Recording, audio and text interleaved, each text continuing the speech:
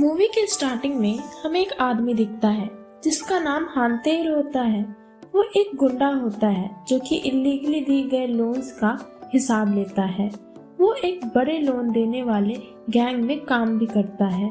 वो एक जगह से लोन का इंटरेस्ट लेके उनके गैंग के ऑफिस में आकर पैसे देता है।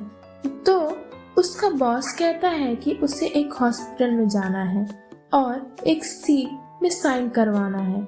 वो उस हॉस्पिटल में जाता है, तब वहाँ उसको कुछ आदमी होते हैं, वो उसके ही आदमी होते हैं। वो रूम में जाते हैं तो वहाँ पर एक औरत होती है जिसका नाम जू हो जोंग होता है और उसके फादर कोमा में होते हैं। तेल उससे बात करना चाहता है लेकिन वो उसे बार बार बात करने से मना करती है। तो तेल होजुंग को सील साइन करने के लिए फोर्स करता है। वो लास्ट में मान जाती है और सील साइन कर देती है। तब बाद में तेल होजुंग को फॉलो करता है और एक उससे मिलने की कोशिश भी करता है, उससे बात करता है लोन के बारे में। तो वो गुस्सा होकर वहाँ से चली जाती है और अगले दिन तेल हॉस्पिटल आता है तो होजुंग उसे देखती है और गुस्से में वहाँ से चली जाती है। बाद में तेल अपने बॉस के पास जाता है और होजुंग के लोन को उसके बोनस के बदले माफ करने को कहता है। तब वो मान जाता है। फिर तेल हॉस्पिटल जाता है और होजुंग को मिलता है और एक डील करने को कहता है जिसमें वो उसे एक पेपर दिखाता है जिसमें ढेर सारे बॉक्स बने होते हैं और बोलता है कि वो जितने बार उससे मिलेगी वो उतने बार उस बॉक्स को भरेगा और जब वो सारे बॉक्स भर जाएंगे तो वो उसका लोन उसको वापस कर देगा। पहले तो वो मानती नहीं है लेकिन दूसरी बार उससे मिलने पर वो मान जाती है। फिर वो धीरे धीरे करके हर दिन मिलने लगते हैं और एक दूसरे के क्लोज भी आ जाते हैं। तभी एक दिन तेल एक जगह जाता है जहाँ पे उसके लोग तोड़फोड़ कर रहे होते हैं लोन के लिए, और लेकिन जब तेल इस चीज को देखता है तो उन्हें रोकता है क्योंकि वो उसका दोस्त होता है। ये सब चीज दूर से होजुंग भी देखती है तो वो मिसअंडरस्टैंड करती है कि वो लोन वापस लेने के लिए मारपीट भी करता है, जिसे देख के वो बहुत नाराज भी होती है। बाद में तेल हॉस्पिटल आता है, उसके फादर से अच्छे से बात करने की कोशिश करता है लेकिन होजुंग आके उसे वहां से जाने को कहती है और तभी बोलता है कि वो उसे पसंद करता है, वो ऐसे बिहेव क्यों कर रही है। तो वो गुस्से में आके बोलती है कि उसे ये सब करने की कोई जरूरत नहीं है, वो यहाँ से जा सकता है, वो उसका पैसा समय रहते लौटा देगी, और वो वहाँ से चली जाती है। तेल ये सब सुन के बहुत दुख होता है। तभी वो वापस आकर उसे बोलता है कि वो उसे कोई पसंद नहीं करता है और वहाँ से वो चला जाता है। फिर एक दिन तेल को पता चलता है कि होजुंग के फादर जा चुके हैं, जिसे सुन के वो बहुत परेशान होता है और उसके फ्यूनरल में जाता है। तभी वो उसके साथ बहुत अच्छे से बिहेव करता है, उसके ख्याल रखता है और उसी वक्त और वो अपने सारे पहचान वालों को बुलाता है उन्हें रिस्पेक्ट पे करने के लिए, और उसमें वही आदमी भी होता है जहाँ पे तोड़फोड़ हुई होती है, जिस बात को होजुंग मिसअंडरस्टैंड करती है। तभी उनकी बातों से उन्हें पता चलता है कि तेल ने कोई गलत काम नहीं किया बल्कि उसने उसकी मदद ही की है, जिसे देख के उसकी मिसअंडरस्टैंडिंग खत्म हो जाती है। फिर वो धीरे धीरे एक दूसरे के पास आने लगते हैं, एक दूसरे की केयर करने लगते हैं। फिर साथ ही में वो दोनों डेट भी करना शुरू कर देते हैं। फिर हमें 2 साल बाद का शिफ्ट दिखता है जिसमें तेल जेल में होता है और उसकी जेल की सजा खत्म हो चुकी होती है। वो बाहर आता है। वो पहले अब पुलिस स्टेशन जाता है, वहाँ पे कुछ साइन करता है। फिर वो अपनी फैमिली के पास जाता है जो कि वहाँ से मूव ऑन कर चुकी होती है। फिर वो वापस होजुंग के पास जाता है और होजुंग उससे बहुत नाराज दिखती है और उसे वहाँ से जाने को भी कहती है, भरा बुरा भी कहती है। तभी वो वहाँ से चला जाता है। बाद में दिखता है कि तेल बाथरूम में शेव कर रहा होता है, तभी उसके नाक से बहुत सारा खून आता है जो लगातार बहता रहता है। वो वहाँ पे गिर पड़ता है और बहुत ही इमोशनल दिखता है। तभी हमें फ्लैशबैक दिखता है कि जेल में उसकी वैसी हालत होती है और बाद में पता चलता है कि उसे बहुत भयंकर बीमारी है और उसके पास कुछ 2-4 महीने ही बचे हैं जीने के लिए, इसीलिए उसे सजा को माफ कर दिया जाता है। इसे 2 साल पहले की शिफ्ट दिखाई जाती है जिसमें तेल होजुंग के पास जाता है। वो लोग टाइम स्पेंड करते हैं जिसमें होजुंग से बोलती है कि हमें एक शॉप खोल लेनी चाहिए, चिकन शॉप, और एक नॉर्मल लाइफ बितानी चाहिए, शादी कर लेना चाहिए। फिर बाद में तेल अपने बॉस के पास जाता है और बोलता है कि वो ये सब छोड़ना चाहता है और वहां से चला जाता है। वो उसके लोन को चुकाने के लिए जितना उसने दिया था वो एक पास्टर के पास जाता है, एक फादर के पास जाता है अपना लोन वापस लेने के लिए। तभी वहां पे वो बेहोश हो जाता है।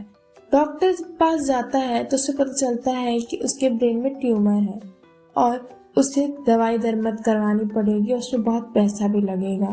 तभी वो घर वापस जाता है तो होजुंग बोलती है कि उसने उसके पापा के इंश्योरेंस और उसने भी कुछ पैसे इकट्ठा किए हैं जिससे वो एक शॉप खोल सकते हैं। तब वो उसे हामी भरता है। फिर बाद में वो शॉप देखने के लिए जाते हैं लेकिन बहुत महंगे महंगे शॉप होते हैं। तो तेन अपने बॉस के पास जाता है तो उसका बॉस कहता है कि वो अपने तरफ से कुछ पैसे लगाए और वो भी अपनी तरफ से पैसे लगाएगा और एक बड़ा सा जुआ खोलेगा और उसमें जो भी पैसे कमाएंगे वो एक दूसरे में बराबर तरीके से बांट लेंगे। तभी वो बाद में होजुंग के पास जाता है और होजुंग बड़ी एक्साइटेड होती है शॉप खरीदने के लिए, लेकिन बड़े वाले शॉप बहुत महंगे होते हैं तो वो छोटे वाले में ही मान जाती है। तो फिर उस दिन जिस दिन उनको एक शॉप को साइन करना होता है, उसके पेपर को साइन करना होता है, उस दिन वही जुआ होता है और उसमें तेल जाता है। लेकिन उसी के दौरान बहुत सारे लोग गुंडे के गेटअप में आते हैं और तोड़फोड़ करने लगते हैं। दूसरी तरफ होजुंग उस ऑफिस में इंतजार ही कर रहती है तेल का, लेकिन तेल नहीं आता है। दूसरी तरफ तेल उनसे बहुत लड़ रहा होता है और वो सारे गुंडे वहां से पैसा लेके चले जाते हैं।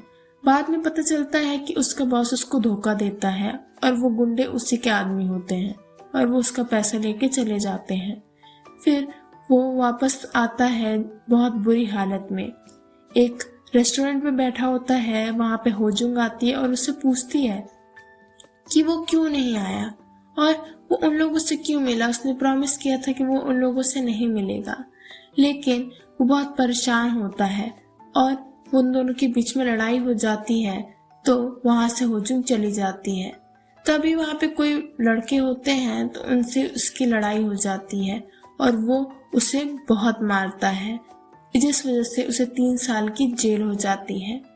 और फिर हमें प्रेजेंट का दिन दिखाया जाता है जिसमें एक पुलिस ऑफिसर से पूछता है कि ये सब चीजें तुम कब तक छुपाओगे, तुम्हें बता देना चाहिए, लेकिन वो कुछ कहता नहीं है। बाद में तेल अपने दोस्त से मिलने जाता है, उसी दोस्त से जिसने उसे धोखा दिया होता है। वो उसके पास आता है लेकिन किसी तरीके का झगड़ा नहीं करता, बल्कि उससे रिक्वेस्ट करता है कि उसका पैसा वापस लौटा दे, लेकिन वो मानता नहीं है और वो उसे वहां से जाने कहता है। तेल वहां से जाता है लेकिन वो रात को फिर से उसी सब बातों को सोचने लगता है। अगले दिन तेल उसके ऑफिस आता है और तोड़फोड़ करता है। उसका दोस्त उसे फिर से मना करता है कि वो ऐसा नहीं करेगा और उसे कोल्ड स्टोरेज में डाल देता है एज अ पनिशमेंट, लेकिन वो तब भी उसे मानता नहीं है और बताता है कि उसको बहुत बड़ी बीमारी है। उसे एक रिपोर्ट दिखाता है जिसमें उसके ब्रेन में बहुत बड़ा ट्यूमर है, वो मरने वाला है। वो बस एक अपना पैसा वापस जाता है और कुछ नहीं। तो वो उससे उसका पैसा वापस कर देता है। वो बाद में होजुंग के पास जाता है और उसे वो सारे पैसे देने की कोशिश करता है, लेकिन होजुंग उसके बाबा मना कर देती है। और तभी अचानक से उसे अजीब सा फील होता है तो वो होजुंग को गले लगा लेता है, जिससे कि होजुंग को पता ना चले कि उसे कोई। तेल होजुंग के घर जाता है और उससे आखिरी बार दिल से माफी मांगता है और बोलता है कि आखिरी बार है जो उससे मिलेगा, वो कहीं और जा रहा है। ये सुन के होंगजू कुछ रिएक्ट नहीं करती और तेल वहाँ से चला जाता है। बाद में हमें दिखता है कि तेल बस से कहीं जा रहा होता है, तभी वहाँ पे उसे होंगजू दिखती है जो कि कुछ लोगों के साथ बात कर रही होती है। फिर वो बाद में उसे देखता है कि वो एक रेस्टोरेंट में बैठी होती है किसी के साथ और देख के हंसता है और वहाँ से जाते वक्त उसे रास्ते में फिर से उसके नाक से खून बहने लगता है और वो बेहोश हो जाता है। वो जब उसे होश आता है तो वो हॉस्पिटल में होता है और उसे पता चलता है कि उसकी चार्ज को भरा है होंगजू ने और वो सुन के बहुत ही शॉक हो जाता है।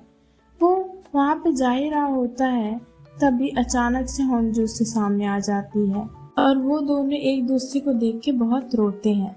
बाद में तेल हॉस्पिटल में एडमिट हो जाता है और होंगजू उसका ख्याल रखती है और इसी तरीके से वो दुनिया छोड़ देता है। सब लोग बहुत ही दुखी रहते हैं और रोते हैं। तभी वहाँ पे एक जगह होंगजू बैठी होती है और वो सिर्फ उदासीन बैठी रहती है। तभी तेल के फादर आते हैं और उसे बताते हैं कि वो मरने से पहले उसे उसके बारे में पूरी तरीके से सब कुछ बताया था। उसने ये भी कहा था कि वो एक अकेली औरत है जिससे उसने हमेशा प्यार किया। और ये सुन के वो बहुत ही इमोशनल हो गई और इसी तरीके से वो हर एक पल में तेल को याद करती और इसी तरीके से मूवी खत्म हो जाती।